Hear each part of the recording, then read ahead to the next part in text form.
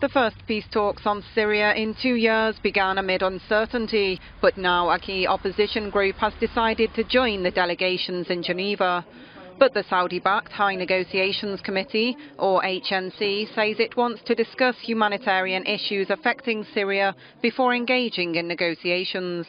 We're going to start discussing with the UN about our two important files, humanitarians and the political detainees. This is what's important for us. A delegation representing Syrian President Bashar al-Assad's regime has already begun so-called proximity talks with United Nations envoy Staffan de Mistura.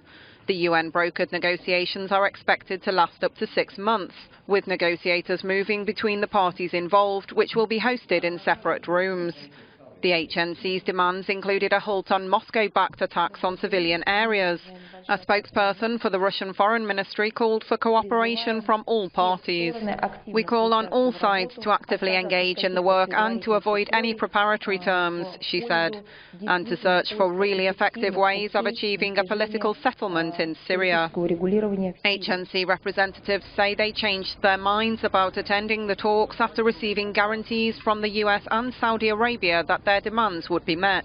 These relate to steps laid out by the UN Security Council in a resolution passed in December.